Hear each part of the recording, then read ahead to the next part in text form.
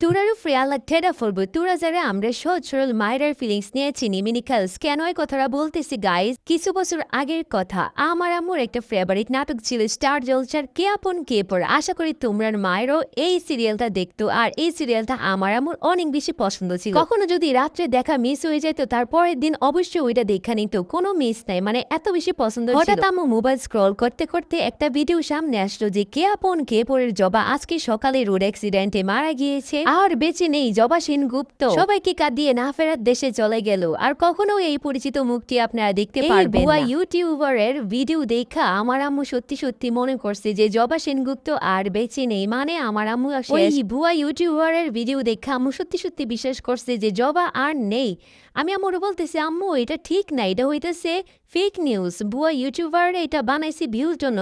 আম্মুরে কে বিশ্বাস করায় আম্মু তো চিন্তা করতে এত সুন্দর নায়িকাটা মইরা গেল এত সুন্দর নায়িকাটা আর দেখাইতো না আম্মু তো এটা নিয়ে খুবই চিন্তা করতেছে আর মন খারাপ কইরা নিছে পরে আম্মু বলে যে আচ্ছা দেখি যদি পর পর এপিসোড গুলাতে যাবারে দেখায় তাইলে মনে করবি সত্যিই জবা মরছে না যখন পর পর এপিসোড গুলা দিতেছিল তখন আম্মুর একটু বিশ্বাস হলো যে না জবার মরছে না ওটা ফেক নিউজ কিছুদিন পর আবার বুঝুনা সে বুঝুনার